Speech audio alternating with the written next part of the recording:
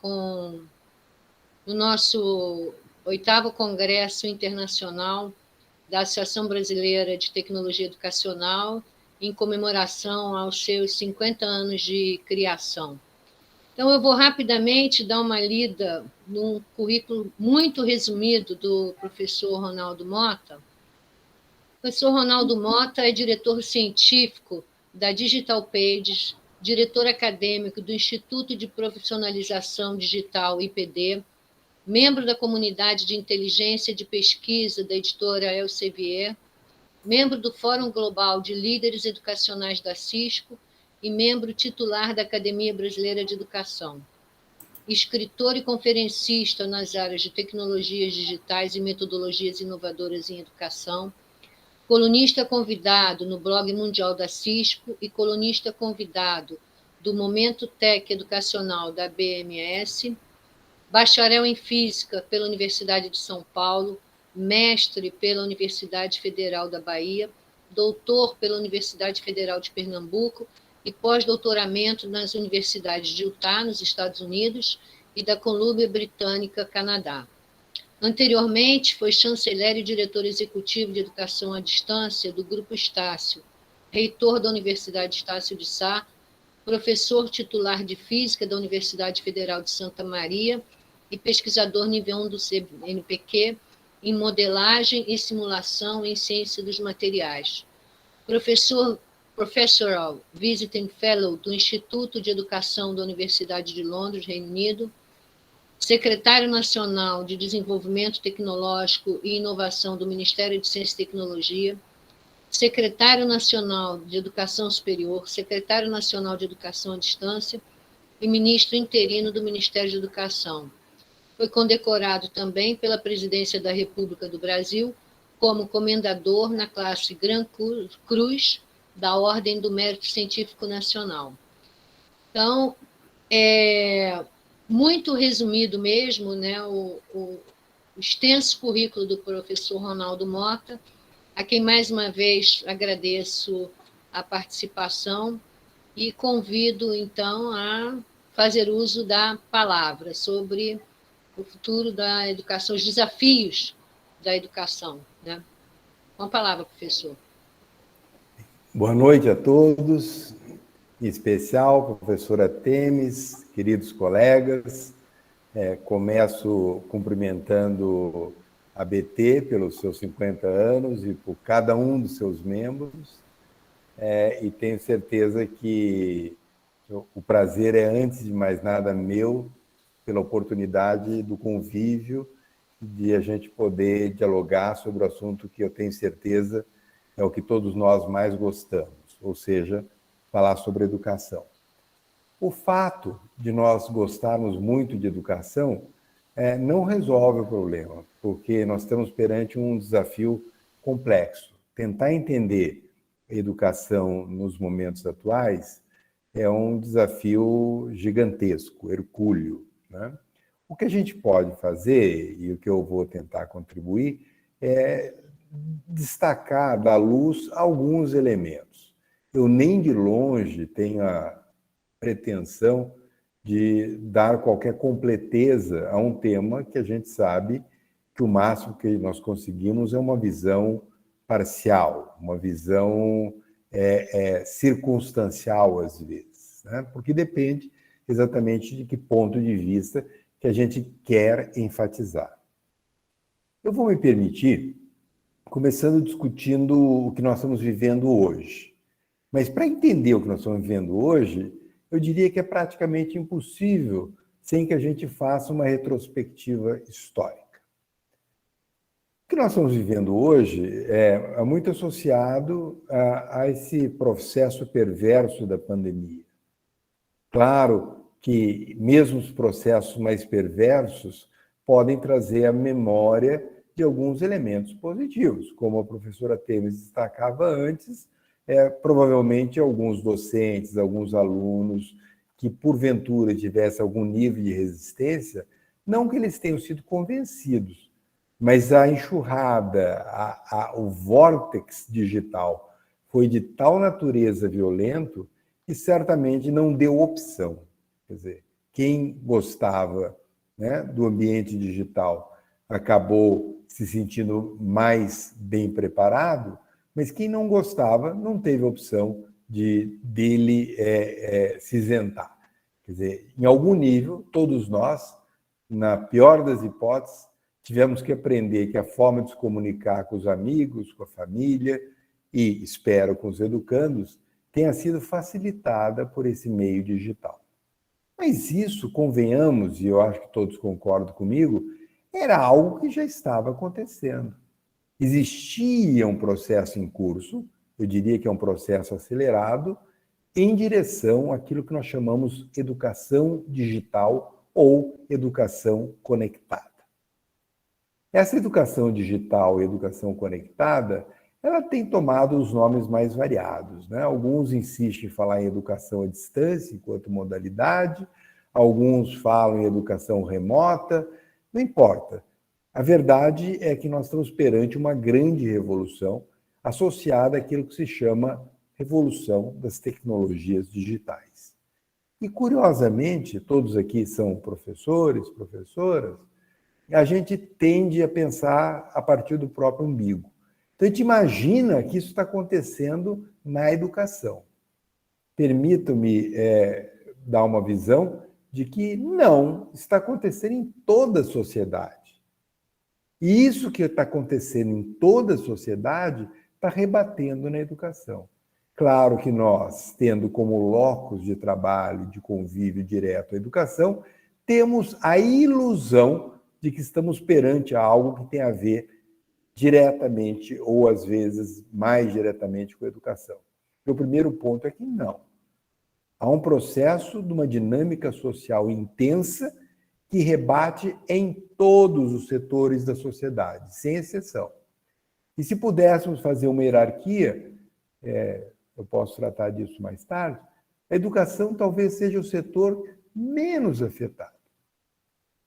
Talvez seja o setor que até agora tenha sido impactado quase que na sua epiderme.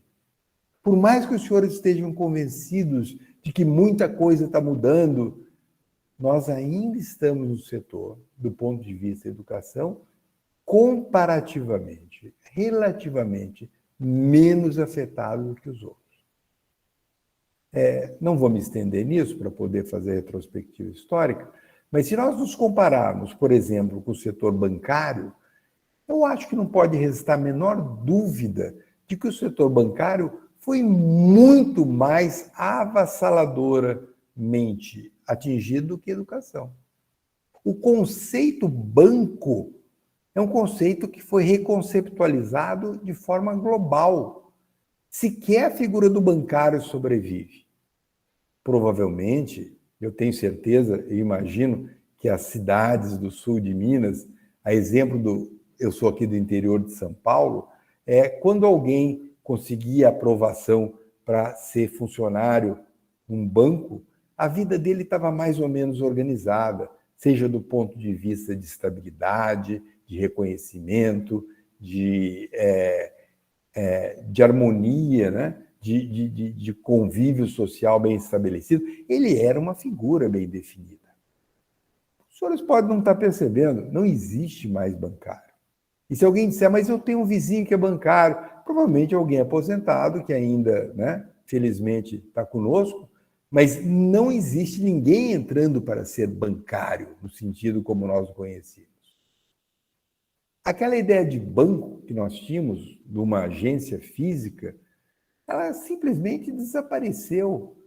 Se os senhores acham que vão ao banco, muito provavelmente os senhores estão indo a um espaço físico repleto de máquinas. Essas máquinas muitas vezes sequer pertencem ao banco, são espaços que são administrados por terceiros. E se os senhores acharem que mesmo usando um banco virtual, existe lá um chamado gerente de contas, ou ele já é alguém que é um avatar, ou rapidamente vai ser um avatar. Não há nenhum banco criado no século XXI que tenha agências físicas. As agências que restaram são agências de bancos dos séculos anteriores. Não há bancários e não há bancos. Eu não posso e não devo, parecendo injusto, se eu fizer um paralelo e dizer que o mesmo aconteceu com a escola e com o professor. Eu só usei esse exemplo, sem fazer juízo de valor, para dizer, acreditem, nós estamos num dos setores que foi menos catastroficamente impactado, e catastroficamente não quer dizer valor, quer dizer a intensidade, entre os setores da sociedade. E o meu primeiro ponto talvez seja entender por que nós, educação como um todo, escola como um todo, docentes, fomos menos impactados do que outros setores, que ilustrativamente eu me referi ao setor bancário. Só para fazer um parênteses, os senhores e as senhoras estão acostumados a ouvir Itaú, Bradesco, um conjunto de bancos do setor privado. Eles todos somados hoje valem menos em quantitativo do que um banco chamado Nubank, que somente recentemente passou a ter lucro. Vejam, nós estamos num mundo de uma economia digitalizada que não tem nenhum parâmetro de comparação. Bancos extremamente tradicionais hoje valem um percentual pequeno de um banco que acabou de ser criado, do ponto de vista comparativo, que certamente sequer se preocupou até o momento em ter aquilo que era a mensuração, a métrica anterior, que era lucro. Mas, de novo, o que eu quero é estabelecer que nós, relativamente, da educação, fomos menos atingidos, por mais que tenhamos sido. E tem um motivo para isso. Deixa eu voltar um pouco no passado. Eu peço a permissão para fazer uma viagem histórica quase que meteórica, inadvertidamente rápida. Mas eu acho que um ponto da história muito importante, não que não tenha existido antes, é quando Gutenberg, em 1453, metade do século XV, meio século antes do Brasil ser descoberto pelos portugueses, Gutenberg desenvolve uma máquina, que é a prensa, ou a imprensa, que propiciou que a mídia se alterasse radicalmente. Antes de Gutenberg, existiam textos. Esses textos estavam sob a forma de pergaminho, sob a forma de papiro, mas até então nós não tínhamos aquilo que é o advento do livro moderno. O advento do livro moderno é um ponto na história da educação difícil de achar um outro paralelo ao longo da história humana. Eu diria que o que estamos vivendo hoje tem a dimensão do nascimento, da invenção do livro moderno. O livro moderno, ele foi uma confluência, uma junção de fatores, como, por exemplo, o fato de que, vindo da China, se descobriu o papel. O papel extraído de troncos de árvore, cortados numa dimensão e de um tal elemento que permitia ser algo impresso sobre ele, facilmente manuseado, em tese praticamente de graça e seguramente, para os padrões da época, ilimitado.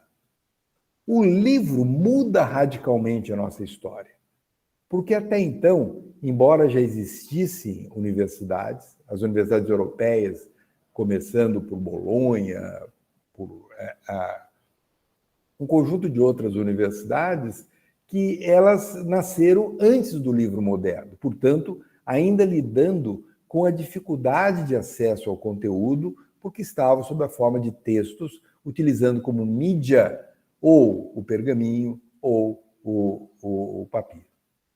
O livro moderno de Gutenberg, que nada mais foi do que utilizar uma máquina já bastante conhecida na época, que ela era usada, curiosamente, para esmagar gomos de uva, para tirar o suco, que podia dar o suco de uva e também o vinho.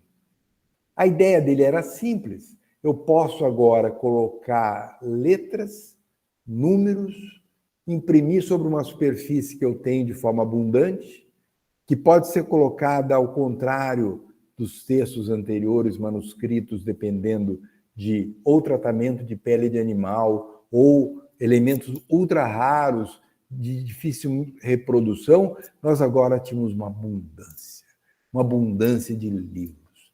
livros para todos. Ora, pela primeira vez a gente podia falar em escala. Insisto, não que não houvesse universidades antes, e boas, mas para poucos. Esse período coincide com aquilo que nós chamamos renascença, renascimento greco-romano. Não é ao acaso, porque os primeiros livros que foram impressos, o primeiro foi a Bíblia, mas o segundo livro é Aristóteles, Platão.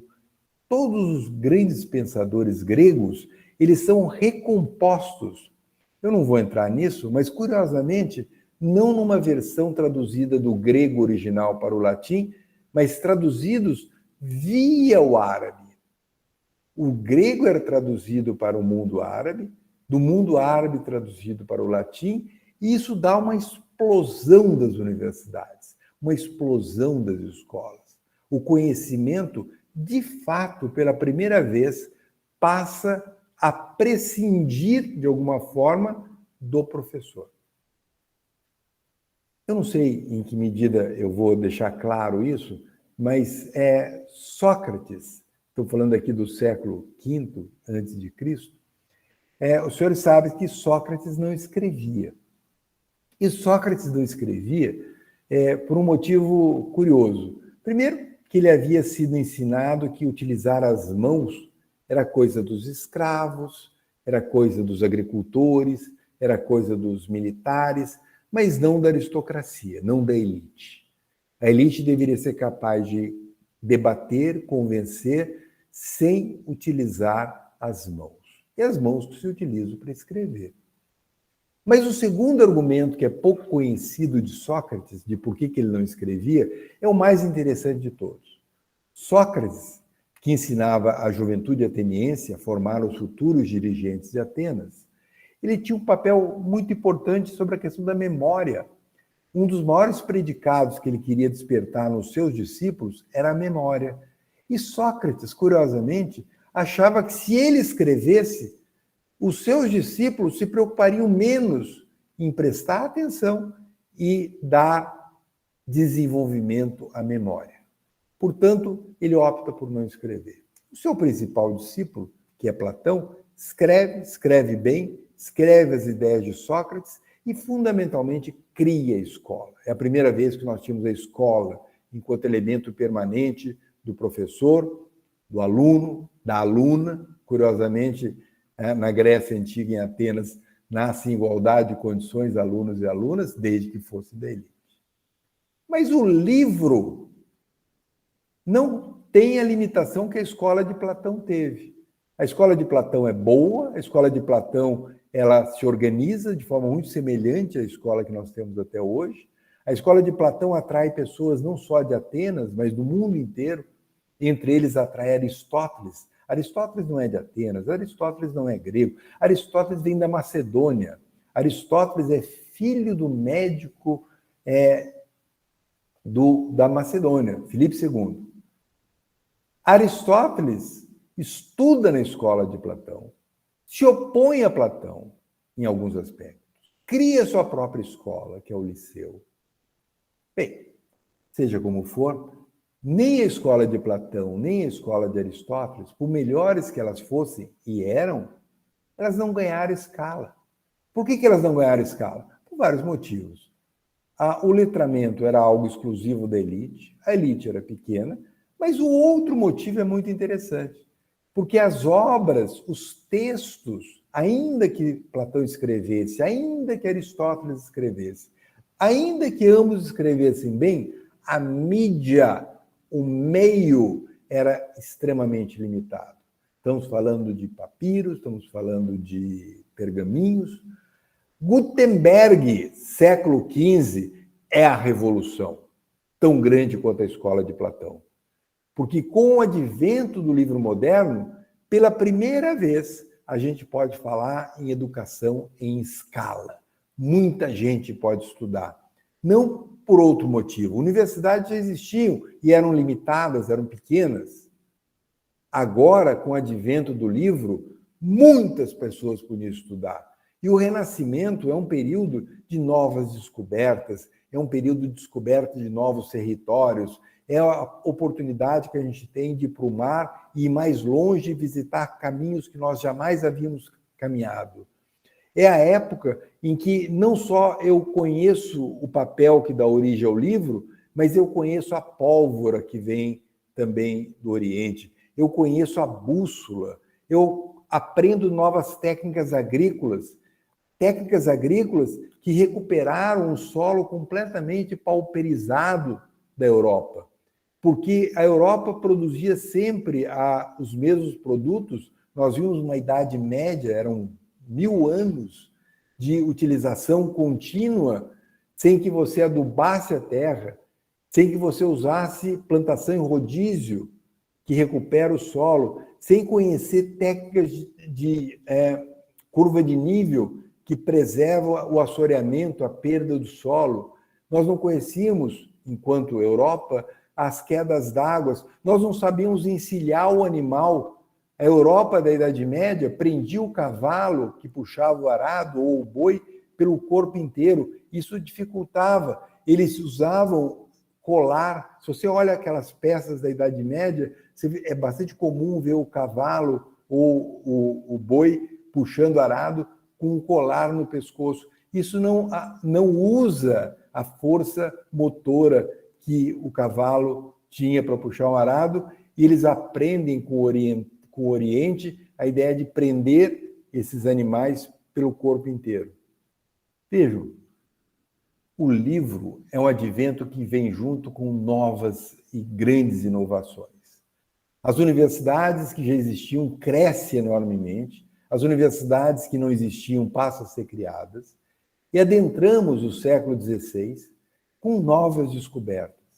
Agora, nós não somos mais o centro do universo, nós descobrimos que a Terra não é o centro do sistema solar, descobrimos que a Terra é um planeta que gira em torno do Sol, graças a Nicolau Copérnico, graças a Galileu. E Galileu tem um papel fundamental nesse processo, que Galileu pega um método grego, que era em vigor até então, baseado na observação e na lógica, e introduz um elemento novo, que é a experimentação enquanto critério de verdade. Claro, e não vou me ater a isso, Galileu sofre muito por vários elementos, inclusive por defender de uma forma ainda que implícita a ideia da centralidade do Sol. Mas o ponto central de Galileu é ter estabelecido a ideia do método científico. Nasce a ciência moderna. Mas a ciência moderna, baseada no método científico, jamais teria sido criada se Gutenberg não tivesse desenvolvido a máquina que permitiu a difusão de do livro moderno, o livro baseado no papel. Galileu morre em 1642. É o mesmo ano que nasce Isaac Newton. Isaac Newton tem um papel de levar um degrau adiante a ideia do método, porque Isaac Newton desenvolve um cálculo diferencial integral. Qual é a grande importância desse novo ferramental matemático? Agora, além da observação, além da lógica e além da experimentação, eu tenho a possibilidade de, utilizando esse ferramental matemático, descrever a natureza por leis. Leis que dizem como a natureza se comporta.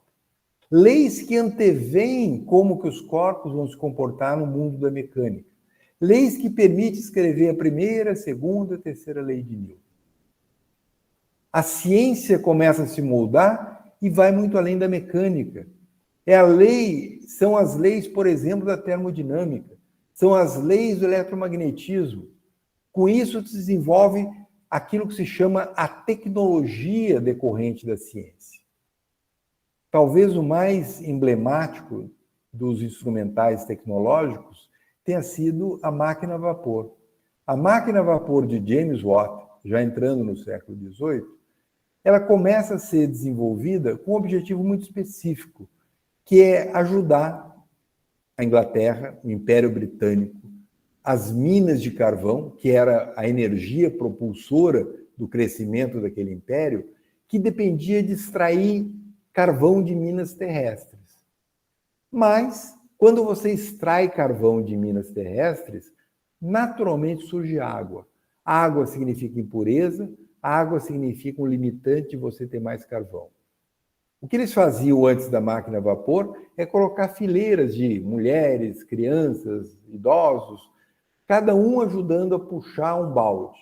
Com a máquina a vapor, eu tenho um instrumento fantástico de você extrair a água das minas, extrair um carvão de mais qualidade e, em tese, de novo, uma energia quase que ilimitada. Nós sabemos que é ilimitada, sabemos que é poluidora. Na época, eles olhavam sob o ponto de vista que agora eu tinha uma energia que permitiu ao Império Britânico ir muito além de utilizar a máquina a vapor para puxar água.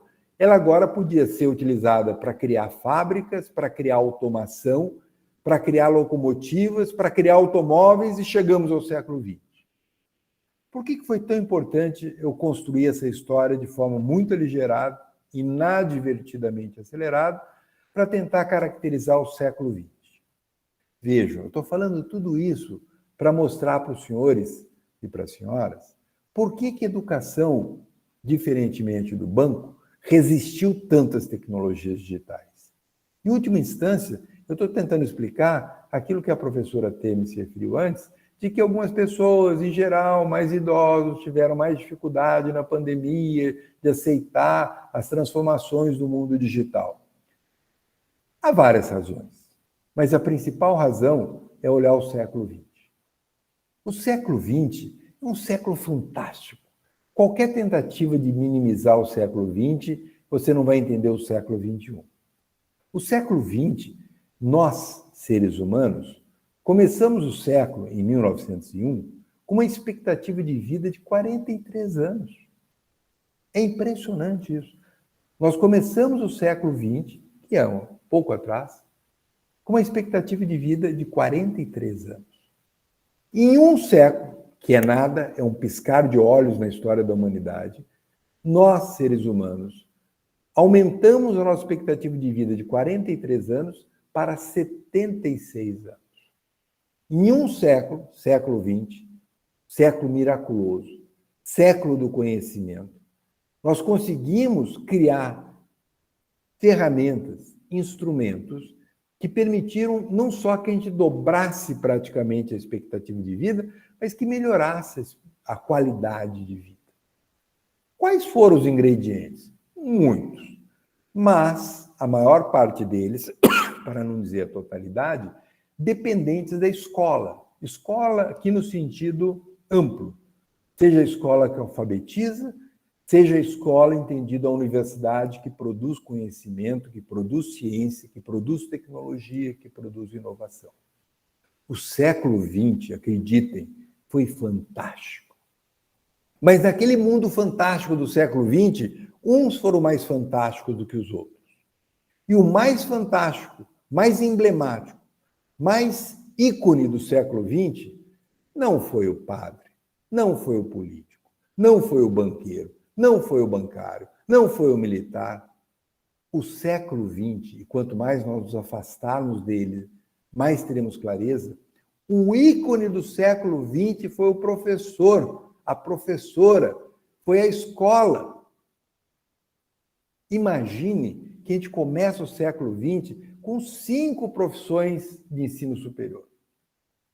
Advogado, médico, engenheiro, professor ou as carreiras associadas ao mundo religioso. Nós terminamos o século XX, insisto, um piscar de olhos, com 130 ocupações de ensino superior. Quem é que deu conta de sair de 5 para 130? Para cada uma delas, usando um linguajar que estamos mais acostumados, criamos diretrizes curriculares, currículo mínimo, definimos funções. Nós não tínhamos mais agora só o médico, tínhamos um médico, um enfermeiro, um fisioterapeuta, um fonoaudiólogo, um nutricionista. Cada uma dessas profissões se multiplicou numa variedade fantástica. Não tínhamos mais um engenheiro, tínhamos engenharia disso, engenharia daquilo, tínhamos o geólogo, tínhamos o químico, tínhamos o físico, tínhamos o matemático. Nós criamos uma miríade, uma quantidade, um mosaico de profissões. o século XX foi fantástico.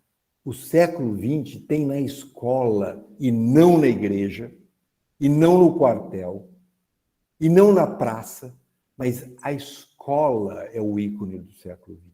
É o século do conhecimento. O que foi pedido para as escolas fazerem no século XX? Formar pessoas. Um país como o Brasil, para dar exemplo, começa o século XX com uma população mais de 4/5 dela analfabeta ou quase analfabeta. Pode parecer estranho. O Brasil só se transforma num país urbano em 1960.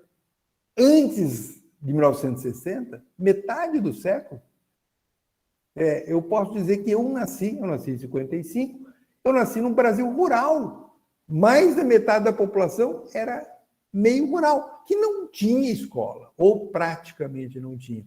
E o fato daqueles que morassem na cidade também não era garantida a escola. Para as mulheres, quase não havia. Nós terminamos o século XX com praticamente universalizada a educação fundamental no Brasil. Esse sistema foi mais avançado ou mais rápido ainda em outros países. Claro, eu estou deixando subentendido aqui que eu sei que a educação mesmo assim é de má qualidade, que boa parte foi para a escola e não aprendeu. Não importa. Olhem em grande escala. Começamos o século XX com praticamente todo mundo analfabeto e terminamos o século XX com a escola, em tese, acessível a praticamente todo mundo. A experiência da escola chega a 97%. Ou seja, é quase que residual encontrar hoje quem não foi à escola. Eu não estou me referindo a analfabetos, que o número é maior, mas aqueles que não frequentaram a escola. Século XX foi o século da escola. O século XX é o endeusamento da figura da professora e do professor, da referência básica como sendo a escola. Ora, por que eu estou insistindo tanto nisso? Começamos a entender por que a escola resiste tanto a uma revolução que estava se avizinhando ao longo da mudança do século XX para o século XXI. Segundo, eu sei que é uma definição grosseira dizer que a escola é o local que se transmite conhecimento ou informação. Alguns diriam, e eu concordo, que a escola é muito mais do que um local onde se transmite informação. Mas não comete um grande pecado se alguém dissesse a escola é o local que transmite informação. Não é um sacrilégio dizer que o papel da professora e do professor é transmitir informação aos seus alunos. Só que o século XXI é maldoso. O século XXI, ele é uma armadilha. O século XXI coincide, e é puramente circunstancial, ao momento em que as tecnologias digitais têm um processo de crescimento exponencial. Nós sabemos que o computador ele é mais ou menos ao longo da Segunda Guerra Mundial, que é de 39 a 45. Portanto, o computador em si, ele já existia ao longo do século XX. Mas ele existia numa escala pequena e que praticamente não atingia o dia a dia das pessoas. Século XXI, há uma explosão do computador. Há uma explosão da rede mundial de computadores. Há uma explosão do ponto de vista de capacidade interativa e esse é o ponto crítico. Adentramos, sem pedir licença, a uma velocidade estupidamente alta, a uma sociedade, e esse é o ponto central, em que a informação / conhecimento passa a estar totalmente acessível, instantânea e basicamente gratuita. Se isso foi se tornando verdade, de que a informação hoje ela é acessível, instantânea e praticamente gratuita. Se eu agora olho para aquele meu ícone escola e olho como sendo o local onde se transmite informação, eu não queria dizer isso, só vou dizer porque todos aqui são educadores. Portanto, nós não estamos nos ofendendo. Mas se você olhar para a escola e entender como um espaço que transmite informação, e se eu conjugar com a ideia de que a informação passa a ser o produto mais barato, o produto mais vulgar, quase que irrelevante, porque totalmente acessível e gratuito, é como se dissesse, a escola, no seu sentido clássico de transmitir informação, praticamente se transforma em algo inútil. Se o papel do professor, que foi tão endeusado e com razão, com mérito no século XX, era o papel de transmitir informações, como eu reexamino à luz de uma sociedade em que a informação é o produto mais barato que tem? O conhecimento, que é a informação organizada, sistematizada, o valor dela é pequeno. O que era formar um profissional no século XX? Resposta simples e objetiva. Dotar alguém de um conhecimento, um conteúdo razoavelmente bem configurado. Lembre-se do currículo mínimo, diretrizes curriculares. Associado a esse conteúdo, eu tinha um conjunto de técnicas e procedimentos. Quando alguém, um engenheiro, um médico, um professor, provava, num teste desenvolvido individualmente, que ele dominava de forma suficiente um conteúdo e os procedimentos e as técnicas a ele associado, eu dava um diploma. Podia ser um diploma do ginásio, podia ser um diploma do chamado científico, podia ser um diploma de uma graduação superior, que atestava a quem interessasse de que aquele indivíduo havia passado por um processo comprovadamente testado por provas, de que ele ou ela dominava o conteúdo. Esse conteúdo, ele tinha uma dinâmica, mas era pequena. Alterou pouco, que é formar um engenheiro civil na década de 1950, 1970, 1990, pequenas flutuações. Por que era um enorme sucesso? E todos, já que eu citei engenheiro, todos os engenheiros se davam razoavelmente bem. Eram reconhecidos pela sociedade, eram valorizados pela sociedade, eram, em geral, pessoas satisfeitas, felizes, uns mais, outros menos. Porque havia uma palavra-chave: previsibilidade no que diz respeito à empregabilidade daquele profissional. Eu tinha noção do que um engenheiro civil deveria saber.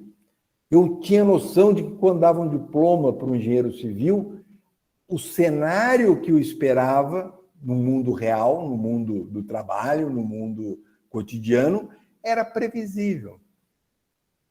Qual é o drama do século XXI?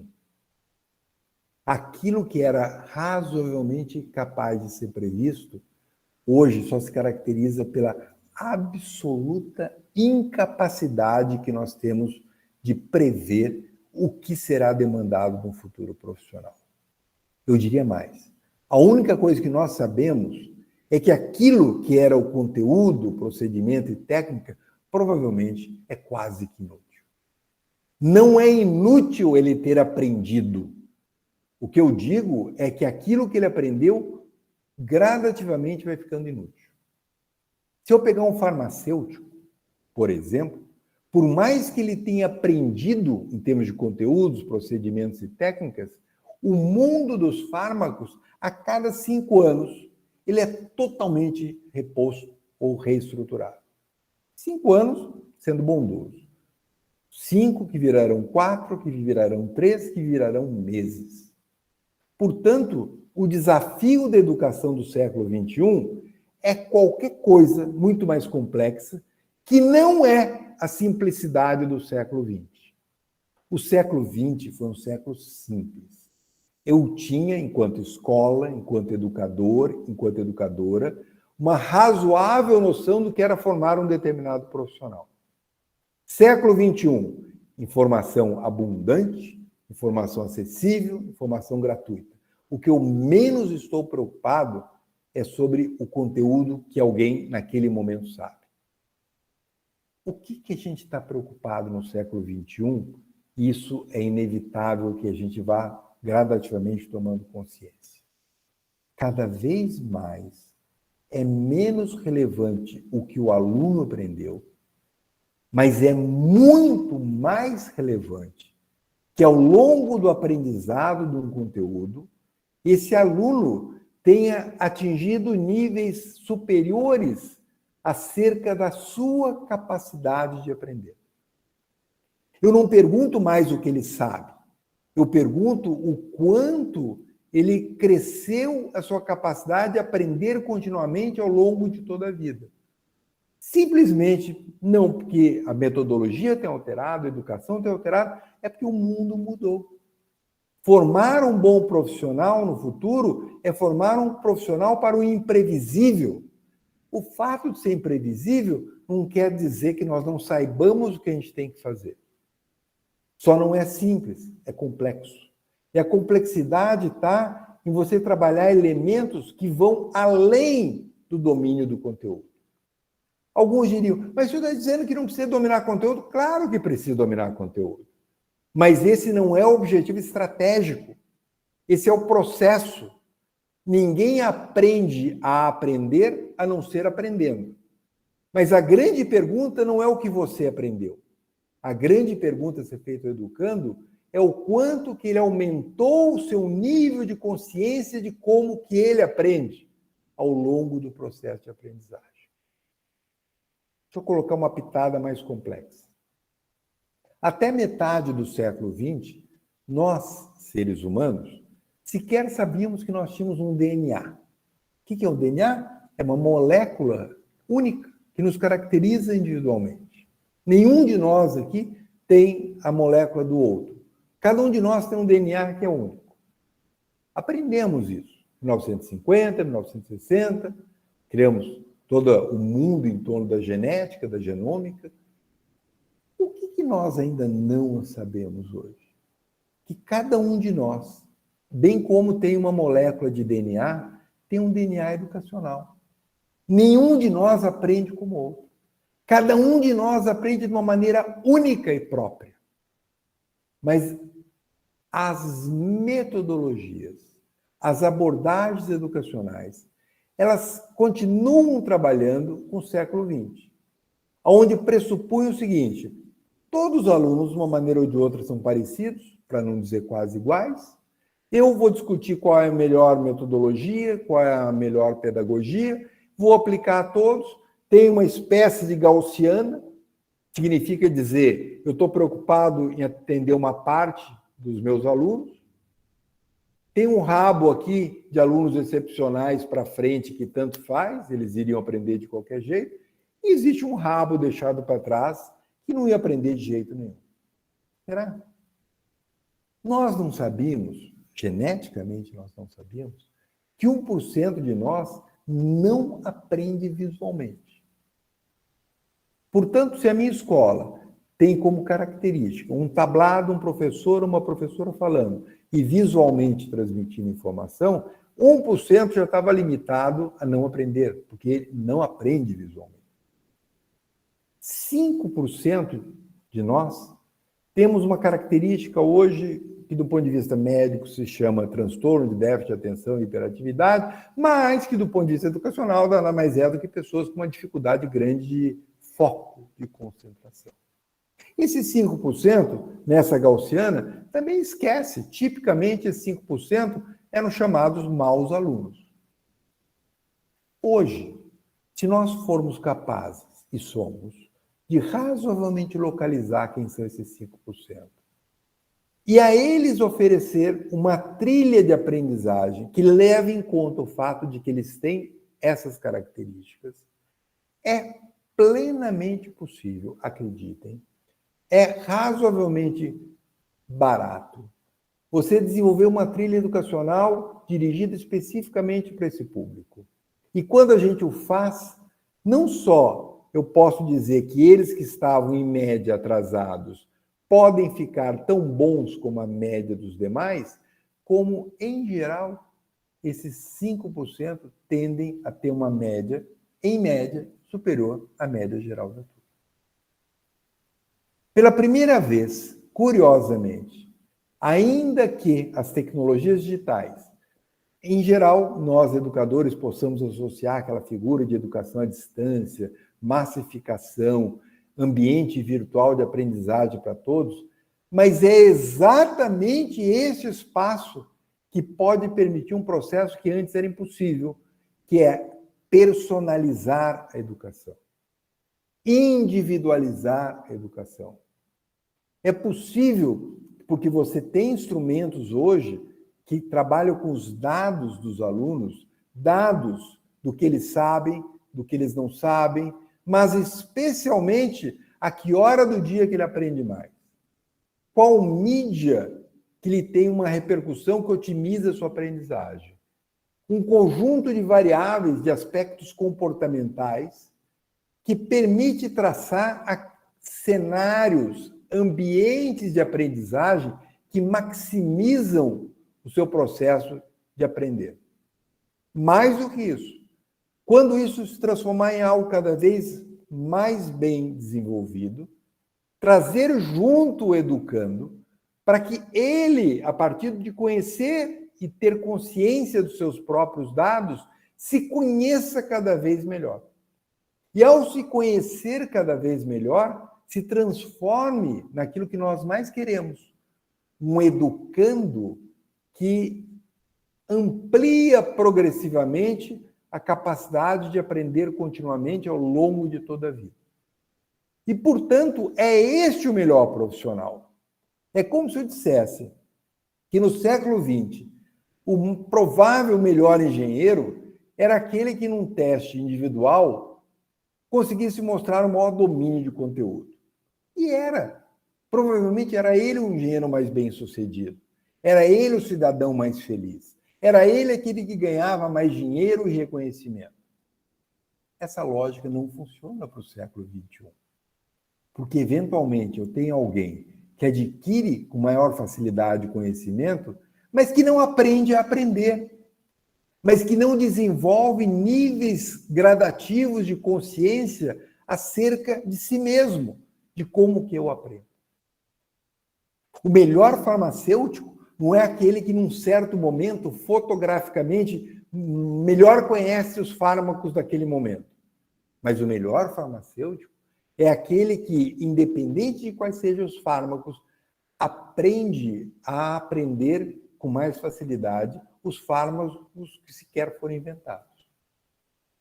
Para quem trabalha com a parte de programação, até alguns anos, o melhor programador talvez fosse aquele que melhor dominasse as linguagens da moda. Eu estou dizendo de forma clara, o melhor programador do ano que vem não é aquele que domina as principais linguagens de programação. É aquele que, sejam quais forem as linguagens, inclusive aquelas não criadas ainda, ele despertou uma capacidade enorme de aprender com facilidade. Só para finalizar, o século XX é um mundo da cognição, é um mundo da arte do conhecimento. A escola e os educadores fizeram isso com enorme brilhantismo. Por isso que eles se recusam a aceitar o século XXI. Por isso que, para mim, não estranha que pessoas que foram educadas ou foram educadores no século XX, naturalmente vão reagir a esse mundo em transformação. E reagir, muitas vezes, consciente e negativamente. Mas isso é um processo inexorável e irreversível. De novo, não estou fazendo juízo de valor. Se fizesse, eu até diria que o século XX é mais agradável. O século XX é um século simples. O século XX foi um século miraculoso. O século XX foi maravilhoso. Mas o século XX foi embora. O século XXI é mais complexo. O século XXI é mais difícil de ser entendido. O século XXI tem desafios que são imprevisíveis. Não porque eu queira, não porque eu goste, porque é o mundo real. Formar um profissional para o século XXI não é mais suficiente dotá-lo de um conjunto de conteúdos, procedimentos e técnicas. É também isso, mas é principalmente desenvolver pessoas que não tenham nenhum medo, nenhum tipo de limitação com relação àquilo que lhe é inédito. Pelo contrário, os melhores profissionais, os melhores cidadãos e os mais felizes serão aqueles que adoram desafios, que adoram o novo, que não têm medo daquilo que desconhecem, porque foram, ao longo da sua formação, desenvolvendo essa capacidade de despertar para o novo. Para encerrar, mesmo o conceito mais sofisticado de inovação se alterou, gente. Nós ainda trabalhamos, e é natural que assim seja, sob a égide de um sujeito chamado Schumpeter, que definiu assim inovação, que caracterizou o século XX. Inovar é gerar produtos ou processos que respondem a uma demanda da sociedade. Então, vejam, o que existia era uma demanda, um problema a ser resolvido. E o que era inovar? Fazer uso da ciência e da tecnologia para resolver problemas da sociedade, gerando produtos e serviços que resolvam. A palavra-chave, século XX, era demanda. O que acontece no século XXI? É irrelevante a demanda. Nós, consumidores, não temos mais controle. O que é um produto inovador no século XXI? Não é aquele que atende a sua demanda. Sinto falar isso de uma forma agressiva, a sua demanda é irrelevante. O século XXI, ele inova à medida que alguém gera um produto ou um serviço que você não tem a menor ideia que você precisava dele. Mas esse produto e esse serviço é tão inovador que daqui a alguns meses você vai concluir que você não tem como sobreviver sem ter acesso a um produto ou um serviço que você sequer sabia que existia. A maior parte dos objetos de desejo que nós temos hoje não foi fruto de que nós pedimos que eles aparecessem. Eles apareceram. Pessoas geniais, inovadoras, criaram dispositivos, os mais sofisticados, que criaram em nós a demanda. Há uma inversão. No século XX, nós tínhamos a demanda. Precisamos de algo, e porque nós precisamos de algo, alguém desenvolve. Século XXI, é irrelevante o que você quer. Alguém desenvolverá um produto, um processo, que em poucos meses, em alguns casos, anos, te convencerá que você não pode continuar existindo sem ter acesso a um produto ou a um serviço que ele criou. Gente, a revolução que nós estamos vivendo não é pequena, é gigantesca. Ela só pode ser comparada educacionalmente ao papel que teve Platão quando criou a academia, a escola. Ou só pode ser comparado a Gutenberg no século XV, quando gerou o livro moderno. O mundo atual é um ciclo que ocorre de vez em quando. Nem todos os seres humanos tiveram a felicidade ou a infelicidade de viver um período com uma transformação tão radical. Isso é bom ou isso é mal? Eu diria que não cabe juízo de valor. A gente não escolhe quando nasce, muito menos quando morre. Mas nós estamos vivendo um período de uma transformação gigantesca. E se nós não tivermos consciência disso, a gente não vai entender por que há tanta dificuldade, especialmente do mundo educacional, para aceitar transformações. Vejam, ninguém perguntou para o bancário o que ele achava dele desaparecer. O bancário desapareceu e ponto. Agora, o drama da gente imaginar que a figura clássica do professor, que a gente tanto amou, que ele tanto mereceu ser amado do século XX, está em risco. Tá? A figura clássica de um professor, que era o centro do processo, que entrava numa sala e definia quando a transmissão de conhecimento começa, quando a professora começava a falar. Quando é que encerrava? Quando a professora parava de falar. Quando é que era retomado? Quando a gente ia para casa e começava a lição que a professora deu. O que é isso hoje? Esquece. Tem uma relativa independência da professora e do professor. Não que a figura dele desapareça, mas ela se reconceptualiza. Ele agora, de certa forma, ele é parte de uma equipe que pensa como que eu crio ambientes educacionais nos quais eu consigo conhecer melhor o educando e fazer com que ele se conheça melhor. Qual é o drama, gente? O foco não é o professor e a professora. Nós não estamos aqui para sobreviver o professor e a professora, nós estamos aqui para educar melhor o educando. Se para que educar melhor o educando, nós temos que nos transformarmos, que assim seja. O que nós não podemos é imaginar que o educando hoje vive um outro mundo, e vive num mundo totalmente virtualizado, e que porque nós fomos educados de uma outra maneira, porque nós estávamos acostumados a educar de uma outra maneira, o mundo que se adapte a gente. Isso é egoísmo.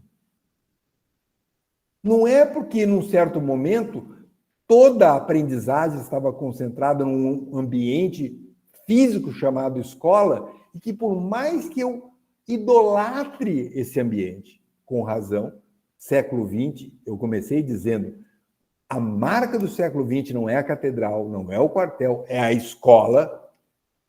Mas o fato de eu reconhecer esse mérito gigantesco do século XX não pode me iludir de imaginar que a aprendizagem hoje está circunscrita à escola.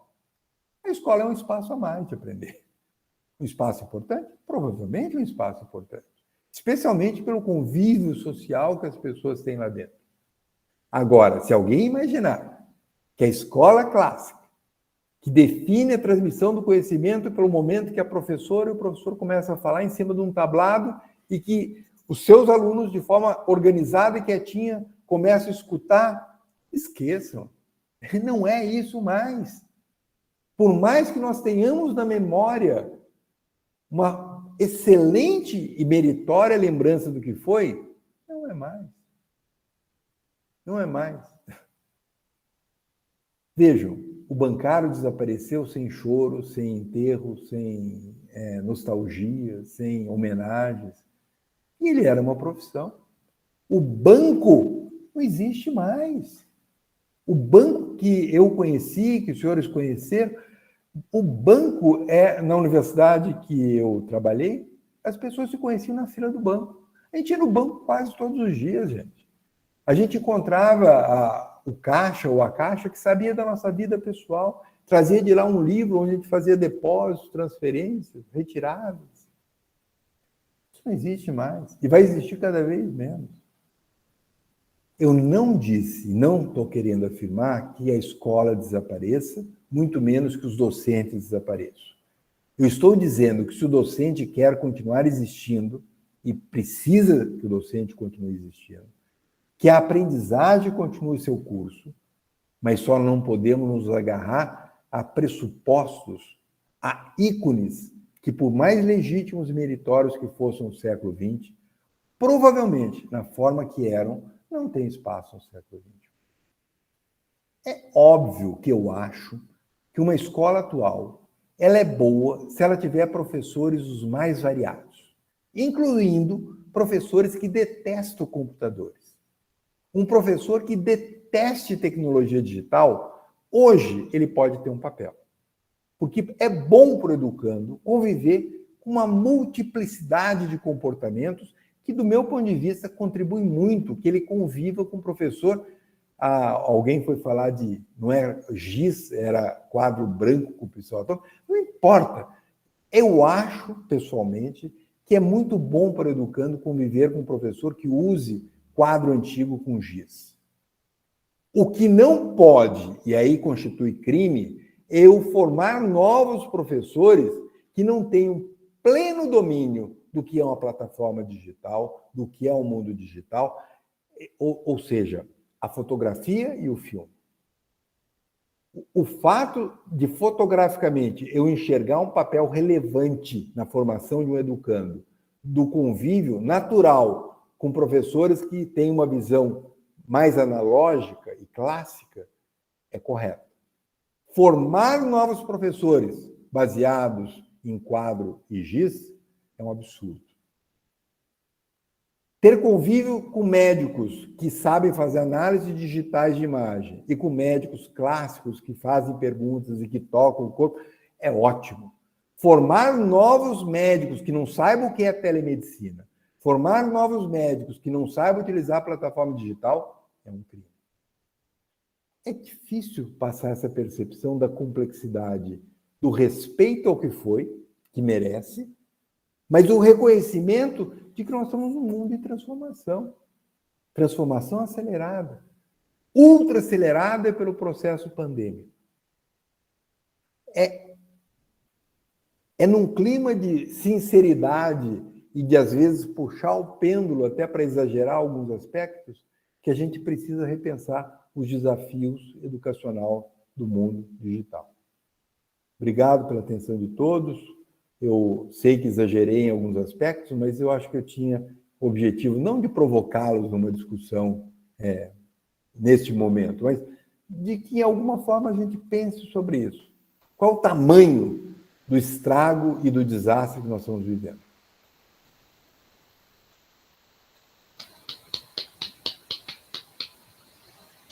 Professor, fantástico. Não podíamos esperar outra coisa. Eu vou dar uma olhada aqui no chat, porque eu fiquei anotando aqui várias coisas e nem vi. Aqui tem uma chamada.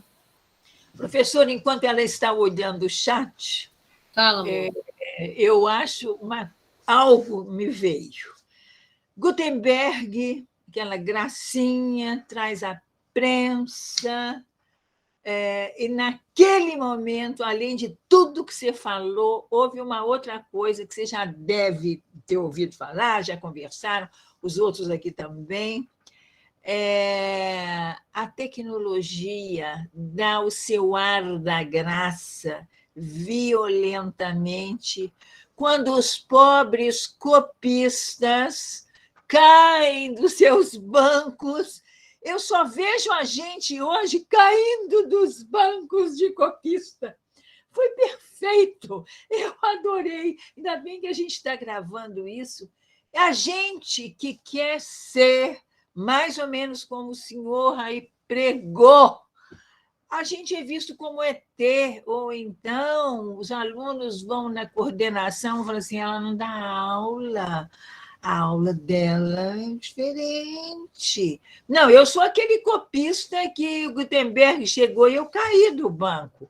Eu não estou mais desenhando. Não é por aí, professor? Totalmente. A analogia com os monges copistas, não importa o quão bom eles fossem, e eram fantásticos. Se você olhar a obra deles, essas obras eram presas com cadeado, amarradas com correntes, porque eram obras absolutamente fantásticas. Cada desenho, cada sofisticação. Nós não estamos julgando o mérito dos monges copistas. Estamos dizendo que era irreversível que eles deixassem de ser necessários. O que não lhes tirou o brilho, não lhes tirou o mérito, não tirou o brilho. Pelo contrário, hoje é uma relíquia fantástica e tem um valor muito superior a qualquer livro moderno. Mas não é disso que nós estamos falando. Nós estamos dizendo, e esse é o grande desafio do educador. O educador não pode ser um entrave às coisas que estão evoluindo. O educador deve se perguntar em que medida os conceitos que eu internalizei posso eventualmente estar me prejudicando e principalmente prejudicando o meu entorno. Isso não é simples, isso é difícil. A tendência que nós temos ao longo de toda a história é olhar para os comportamentos dos mais jovens e dizer assim, eu não gosto. É óbvio que eu não gosto. Você acha que eu gosto quando eu vou num bar, num restaurante, e vejo 5, 6 jovens, todo mundo grudado no celular, muitas vezes um conversando com o outro pelo celular, nenhum conversando entre si. Isso não vai dar coisa boa. Isso é uma percepção legítima que eu tenho. Mas eu começar a estabelecer uma cruzada contra os celulares, eu não vou. É inócuo, é o inexorável. E eu posso, sim, olhar para aquele conjunto de tecnologias e pensar em que medida eu posso continuar exercendo essa minha nobre profissão, que continua nobre, mas eu preciso Vejam, eu citei Sócrates, gente. Sócrates tinha sua relativa razão. Provavelmente Sócrates tinha correto quando ele dizia: se eu escrever, meus discípulos não prestam atenção no que eu estou falando. Mas Sócrates não sobreviveu. Ou não sobreviveu, não Sócrates. Sócrates sobreviveu. Não sobreviveu a ideia de que o fato de eu escrever é prejudicial ao processo educacional. Tanto que Platão escreveu, fundou a escola e a história evoluiu. É essa percepção que não é juízo de valor, mas é noção da dinâmica, é noção da dialética, é noção do que está acontecendo e do que está por vir. O que está por vir pela frente. E aí nós temos, enquanto educadores, a opção, fazemos o que a gente quiser. Não há mal nenhum. Eu até admiro quando eu vejo professores se opondo a tudo. Agora, quando eles viram gestores que definem a política, aí eles são malévolos. Quando você vê cortar investimento para que todos possam ter acesso a um meio de comunicação que é a internet, que possibilita e pode democratizar, isso é crime hediondo.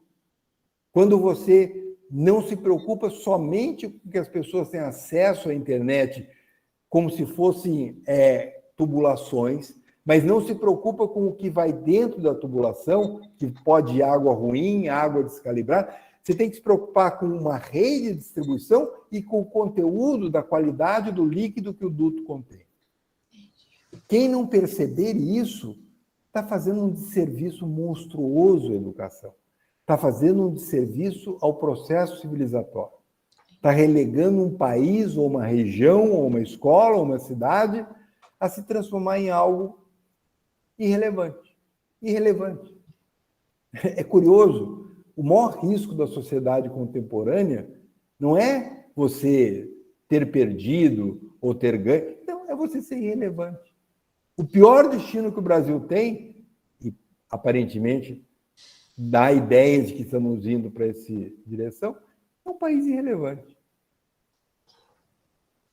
E você começa a ser irrelevante quando você não entende o impacto e o papel que as tecnologias digitais têm hoje. Obrigada, professor. Muito bom. Eu que agradeço, professora Marisol. Eu dei uma olhada aqui e alguém fez um comentário. Foi a Alessandra, ela falou assim: é uma viagem às linguagens de programação do Pascal ao PHP, que é por aí, né? Verdade, né, professora? Enquanto o professor estava fazendo as reflexões, né, eu lembrei, porque eu fiz técnico e processamento de dados acho que foi em 88.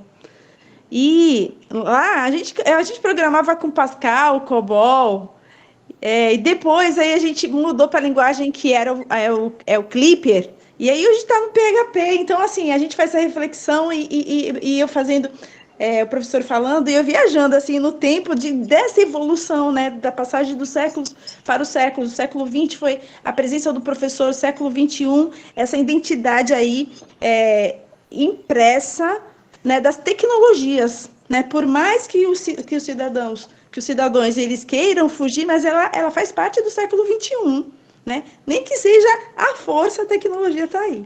Né? Parabéns, professor, né, por esse momento aí grandioso, por essa reflexão, né, que nos faz pensar desde a imprensa até hoje, nós percebermos que a evolução foi grandiosa, como o senhor falou, extraordinária, né, que hoje nós não temos mais o livro impresso, nós temos o e-book, né? Então tá aí, tá? A minha contribuição, obrigada, parabéns. Eu não liguei minha câmera porque eu estou usando os meus dados móveis, tá? Então peço desculpa porque eu tenho um probleminha na minha área aqui na internet, tá bom? Tá totalmente explicado, Alessandra. Por sinal, só falando de linguagem, eu sou da época do Fortran. E é menos relevante que o Fortran seja menos usado. O que é importante é que, ao eu ter aprendido o Fortran, eu me preparei para aprender qualquer linguagem.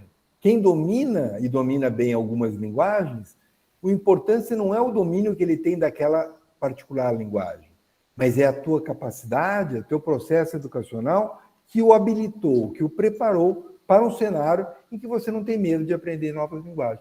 É essa parte essencial do processo educacional que se transformou. Então, eu acho que é um pouco disso que nós estamos falando, né? Eu fiz umas anotações e para trazer para as pessoas também mobilizarem um pouco, né? Porque eu achei muito importante o que o senhor disse aqui, professor, formar para o imprevisível, né? Quer dizer, é uma caixa de surpresa, não há, como o senhor falou, espera-se que o engenheiro faça isso, espera-se que o médico faça aquilo. O que vai vir, né? E a gente está vendo, por exemplo, o senhor falou, a criatividade e a invenção é que vão forçar e obrigar a uma demanda. E aí nós começamos a ver até mesmo na própria pandemia isso acontecer, né? As pessoas, donos de restaurante, aí tiveram que organizar dentro da sua casa, numa cozinha doméstica, uma cozinha industrial. Vamos supor, até naquele primeiro momento que não podia sair de casa mesmo, né? Que depois ele podia ir para a cozinha do restaurante dele e fazer o delivery lá. Estou dando exemplos assim banais, mas agora tem um sem número de lojas virtuais, né? As lojas físicas, a própria televisão, né? Você vê o jornal ele começa a dar notícia, depois ele manda você ir para o site da internet, depois ele manda você ir para o streaming dele, né? Enfim, você não tem mais um único local onde você tem a informação. Antigamente, todo mundo sentava, via o Jornal Nacional e pronto, acabava ali, acabou, até logo. Agora não, o Jornal Nacional diz, não, se você quiser continuar essa notícia, vai lá no G1. Aí você vai lá no G1, o G1 diz, bom, a continuação está ali na Globo.com, lá no Globoplay. Enfim. Então, além de um lado, uma compartimentação da informação, ela, na verdade, ela é um movimento, né? A informação ela não é mais estática ali naquela relação entre a televisão ali e você sentado. Você se movimenta da televisão para o site, do site para o streaming, né? Ela perpassa, né, uma série de outros meios para que você tenha o restante do conteúdo, né, da informação. Então, formar para o imprevisível, isso é que eu acho que é o mais desafiador, né? Com certeza, professora Temes. Ronaldo, eu gostaria de ouvir um pouco sua reflexão. Primeiro, parabenizar pelo que foi dito eu tenho a sensação de que o século está começando agora. Né? Se for pegar um pouco das crises do século XX, o século XX começa depois dos anos 20, especificamente. Eu tenho a sensação de que a gente está sofrendo muito, mas a gente ainda não viu nada. Né? A gente ainda não viu nada. Então, uma coisa que eu acho que... E aí eu queria te ouvir um pouco sobre isso, é que esse novo século, com o advento das tecnologias, tem provocado transformações seríssimas na nossa concepção de espaço e tempo.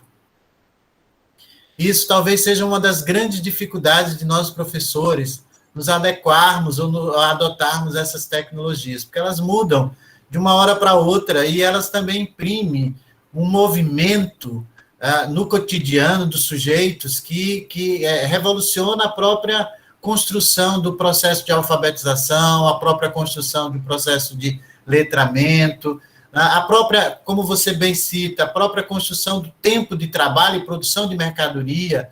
Né? Hoje a mercadoria valiosa é subjetiva, não é mais a peça, não é mais a fábrica, não é mais... É a subjetividade da marca, né? É a subjetividade do desejo, que ainda não nasceu e que precisa ser desabrochado aí pela publicidade, por uma série de outras questões. E aí eu gostaria de ouvir um pouco o teu pensamento sobre essa questão das relações, de como a tecnologia mexe com essas relações de espaço-tempo e como a escola está desprovida de mecanismos e de instrumentos para perceber isso, para criar alternativas, né? Porque, como você coloca, deixou de ser um espaço de aprendizagem específico. Então, há vários espaços, né? A Temis acabou de colocar que a informação a gente busca em vários lugares, de várias formas, várias linguagens, mas tem essa questão do tempo também. Nós professores, somos lentos para nos adaptarmos, há cursos, há formações, etc., mas a gente é meio lento para essas tecnologias. O que é que você me diz disso? Professor Ronaldo, eu acho que depende de como a gente interpreta o lento, pode ser até coisa boa, né? Porque eu acho que essa excessiva rapidez, essa fluidez exagerada do mundo, ela demanda pessoas capazes de explorar a sua lentidão, se eu entender lentidão como uma capacidade analítica, né? Essa capacidade analítica que pode ser uma característica dos bons professores, deve ser, ou de qualquer bom cidadão. Veja, professor Ronaldo, meu ponto central, se é que eu tenho um, é que o século XX foi mais simples. Nós tínhamos, quando falava em letramento, era uma coisa bem definida. O que era uma pessoa letrada, o que era uma pessoa iletrada. Em grosso modo, eu queria dizer assim, letrada é uma pessoa capaz de ler, escrever, entender um texto, né? O que nós chamamos de letramento hoje? Bom, o letramento ficou mais sofisticado. Inclui a capacidade de ler ou de escrever um texto mais complexo. E aí, o número o percentual de pessoas letradas diminui de forma substantiva. Se eu definir letramento como a capacidade de escrever ou de entender um texto complexo, o letramento tem um nível de profundidade maior. E o século XXI demanda isso. Isso inclui a capacidade da pessoa ler uma informação e saber se ela é um fake news ou se ela é baseada em evidências e realidade. Isso é um drama, isso é um problema. O segundo letramento é um letramento matemático que envolve conhecimento sobre o método científico, capacidade de raciocínio analítico. É impossível alguém ter uma percepção razoável da realidade à sua volta se ela não for estimulada a desenvolver raciocínios analíticos baseados no método científico.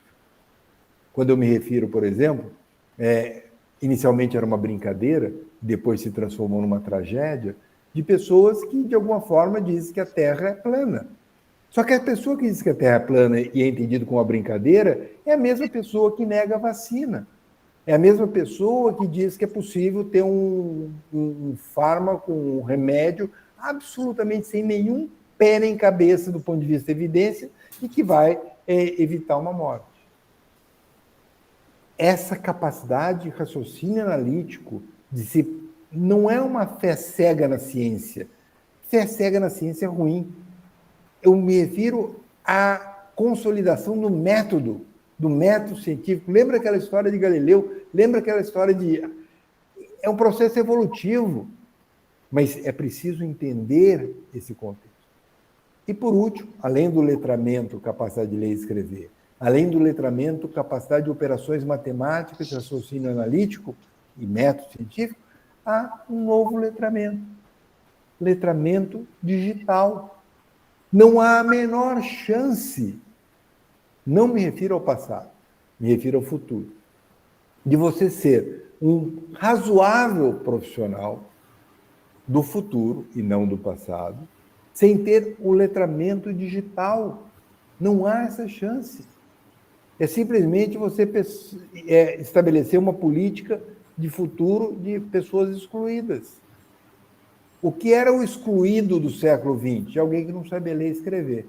O que é o excluído do século XXI? É um conjunto mais complexo, que inclui pessoas que não têm letramento digital. Vejam, eu não estou me referindo a uma pessoa menos jovem e que pode ainda sobreviver fotograficamente, não um filme, sem ter um grande domínio digital. O que eu estou dizendo é que você possibilitar hoje o desenvolvimento de uma criança sem que ela esteja também estimulada para aprender os elementos básicos do mundo digital, é preparar alguém para ser excluído. É um prazer enorme estar com vocês aqui.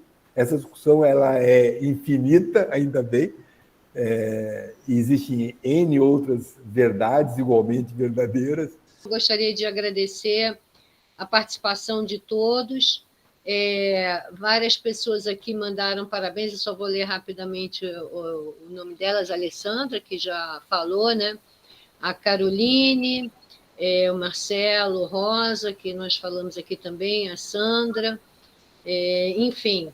Então, mais uma vez, agradecer ao professor Marcelo Rosa também pela toda essa infraestrutura aqui do nosso 8º Congresso Internacional da ABT, e liberar o professor Ronaldo e liberar a todos. Muito obrigado, professor. Está gravado, como diz o povo, e aí nós podemos ver inúmeras vezes. Mais uma vez, eternamente grato. Muito barulho, muito barulho. Obrigado a vocês, obrigado mesmo. Prazer ouvi-lo. Prazer foi meu. Obrigado. Aos Parabéns, professor.